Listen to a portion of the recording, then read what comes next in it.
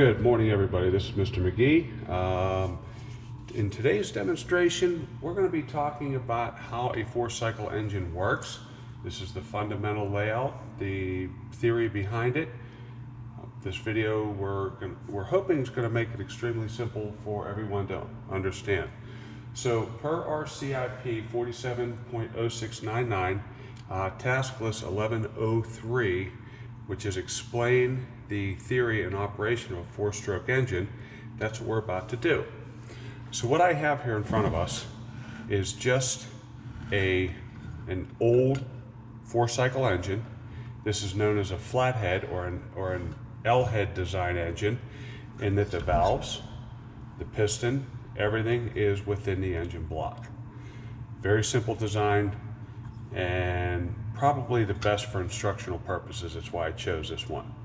So let's talk about the four basic sequences in a four-cycle engine. You have your intake stroke, you have your compression stroke, you have your power stroke, and you have your exhaust stroke. That's all created right here within this area known as the combustion chamber. We have the head, which will bolt on. We'll remove these bolts, put this gasket on, bolt this head down, and it seals off this whole top area known as a combustion chamber. So let me run through this real quick, just so you can see what's happening, and then we'll go through the mechanics behind it all. So as stated before, the first thing that's going to happen is going to be our intake stroke. So I'm going to wind us past the power stroke, past the exhaust stroke. Now, as you can see, this piston will move up and down within the cylinder. I'll turn it around so it's easier to view, perhaps. Every time I rotate the crankshaft, you can see the piston moving down within the cylinder, and then once it gets to the bottom, as you continue to rotate the crankshaft, it will come up. Well, these two guys right here are valves. They're going to open and close to control the fuel and air coming in and the exhaust going out as well. So let's start with our intake stroke. This valve right here, this is our intake valve. And this would be connected to portwork right over here, which our carburetor is hooked to. So our air and fuel can come in through here, and when this valve comes off its seat, it will allow the fuel and air to come into the cylinder. So let's begin. As our piston is moving down, there's a device down inside of the crankcase called a camshaft. It's going to cause our intake valve to open up. As our valve opens up and the piston moves down, the piston creates low pressure, and it draws a fuel and air charge in around the valve and into the cylinder. That's our intake stroke. Now the next thing to happen is we have to compress that fuel and air mixture. So after the piston hits bottom dead center, our intake valve has closed, our exhaust valve is closed, and the piston is coming up and it's pressurizing all this fuel and air mixture. And it's pressurizing it right up in this chamber, which is right above the valves and the piston. So it's pressurizing it, and it's pushing all these fuel air molecules together. And then right about at top dead center, we'll have a spark plug that's bolted, that screws right into the center of the head and it sticks down into here. A spark happens at the spark plug and it ignites all this fuel air mixture. Now we suddenly have all this pressure sitting on top of the piston, and it pushes the piston down just as I'm pushing it down with my thumb. That's our power stroke. Okay, that's the only time during the 720 degrees of rotation of the crankshaft, that's the only time that the engine is actually under power. Okay, all that fuel and air mixture is burning, is pushing down on the piston. Piston gets down to the bottom. Now we got all this exhaust trapped inside of the cylinder. We got to let it out. So here comes our exhaust valve. Our exhaust valve opens up. As the piston is coming back up again, it pushes the exhaust out. Now at the very top, our exhaust valve closes, piston's up top, and the whole cycle starts over again. So it will be intake, there's our valve open, piston moving down. Compression, pistons moving up, all valves closed, everything is sealing off within the combustion chamber. At the very top, spark happened, the spark ignites the fuel mixture. Now we're heading into our power stroke. Our power stroke, all the fuel air burning is pushing the piston down. Both valves are closed. And then we have the exhaust stroke. Exhaust valve opens up, piston is moving up, pushing all of our exhaust right down and out this port. And this cycle happens over and over and over again. Believe it or not, on an engine this size, this will happen 36 at full throttle. At peak RPM, this will happen 3,600 times a minute. Okay, at 3,600 RPM, this 4-cycle activity is taking place. Just keeps happening, okay? So, here's our intake valve open, piston going down one last time. Compression, pistons coming up, squeezing fuel air mixture. Boom, spark happens. Now we're under our power stroke. Push it, the fuel burning pushes the piston down, and then we head into our exhaust stroke. Pistons coming up, intake or exhaust valve open, and that's our complete cycle. So remember, it starts out intake, compression, power, and exhaust. Seems simple enough. Let's take a look at the inside so we can get a better picture as to what's going on here, right? So I'm going to set this at top dead center, right when the power stroke is about to take place. And then we're going to take a look inside of our engine so we can better see what's going on and start to identify some of the mechanics which are taking place.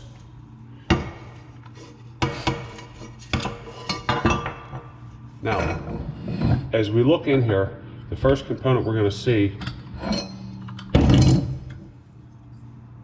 is our crankshaft. You can see it rotating.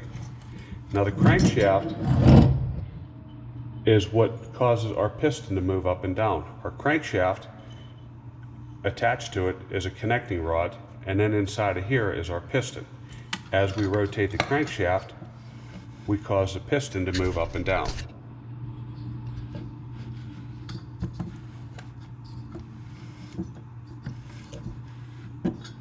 You see that connecting rod moving around there right now?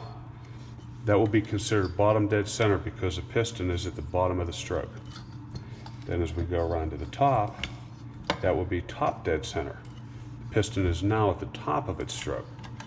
As you can see, piston up top,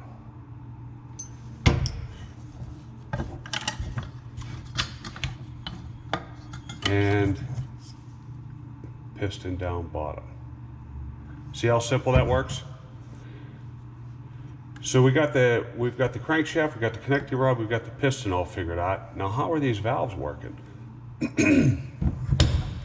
That's where this device comes in. This is known as a camshaft. The camshaft has lobes on it which cause the valves to open and close. As we look inside of here again, you can see these devices which are known as lifters or tappets, and they ride right on that lobe. As the camshaft turns, it pushes the lifter up and then down. So these lifters go in here. These lifters, in turn, are connected.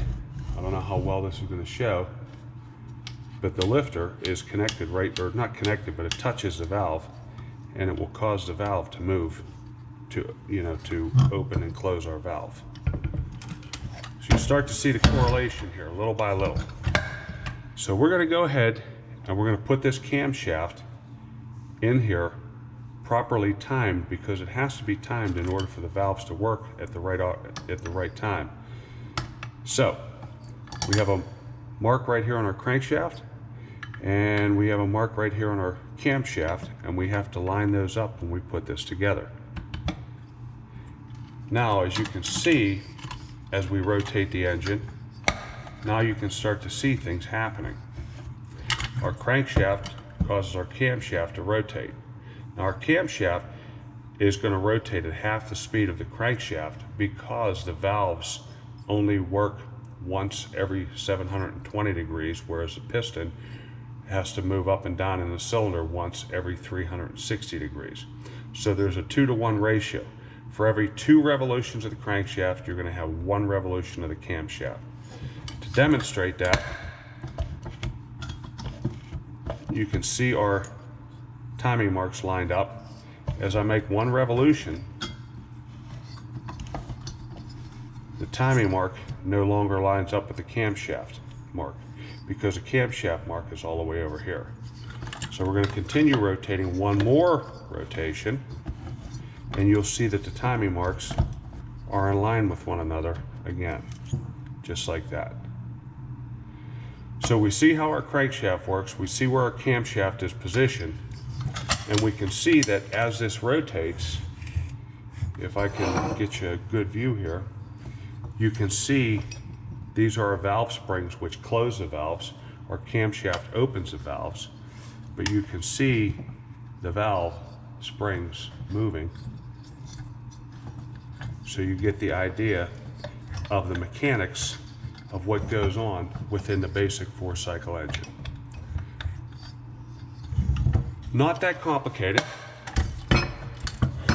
but I hope that this video will help to explain the basics. Now again, this is known as a flathead engine or an L head engine. Flat head, no valves within it. Our valves are located within the cylinder block. Let's move over here.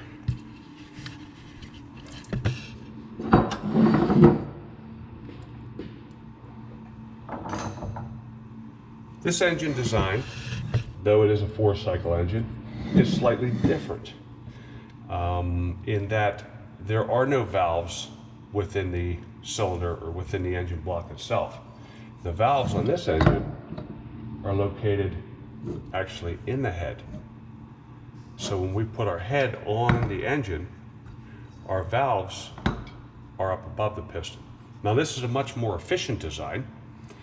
The volumetric efficiency, the ability of the engine to breathe, is much better. The EPA likes these engines a lot better. It's rare to find an L-head engine in production anymore. Pretty much everything is now of the overhead valve design. Now, you look down inside of our engine here, you'll see a very similar layout. Here is our crankshaft, our connecting rod, and of course, here's our lifters, which are falling out. Just as the other engine, when we rotate the crankshaft, the piston will move up and down.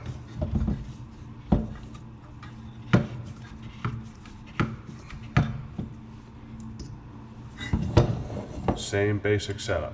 Crankshaft, connecting rod, and the piston is within the cylinder.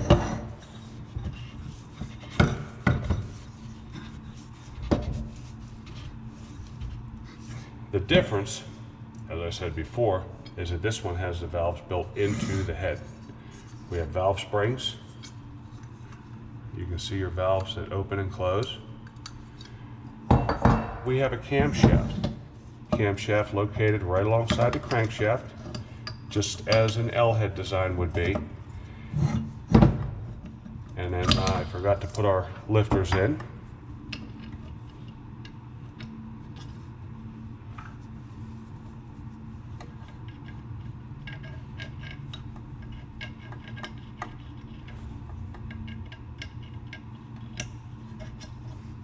Camshaft timing has to be set. There's a mark on here, and there'll be a mark on the gear that we have to make sure are set up just so.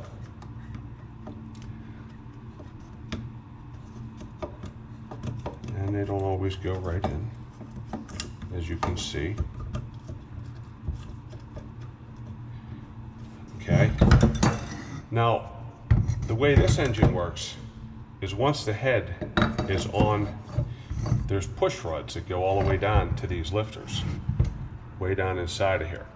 So there'll be push rods, 2 of them, one for the intake and one for the exhaust, and they'll come up here to a set of rocker arms, which will take the upward motion of the push rod and convert it to a downward motion to push the valve in. A little bit more complicated, but a much more efficient engine. So again, 4-cycle engine. We have our intake stroke, pistons moving down. We'll have our intake valve open. Pistons moving down, our air and fuel is going into the cylinder. Then the next stroke would be the compression stroke, the pistons moving up. This is all sealed off. Pistons coming up, pressurizing the fuel air mixture, compressing it, bringing it together so that it burns more efficiently. At the very top of the compression stroke, our spark plug, which threads in here, will ignite the fuel air mixture. Once that fuel air mixture is ignited, now the pressure of the fuel burning is pushing our piston down, which this crankshaft happens to be very tough to turn. So our power stroke, we're pushing our piston down under pressure. And then the last part of it would be the exhaust stroke. Pistons coming up, and our exhaust valve will open, allowing the exhaust to come out, and the pistons pushing the exhaust out as we go. So it's intake, compression, power, and exhaust. Intake, compression, power, exhaust. And this cycle repeats over and over and over again. And these engines here at a speed of approximately 3,600 times a minute. So it's happening pretty fast here. Okay, that is our demonstration on small engine, on 4-cycle technology or 4-cycle theory. Thanks for watching.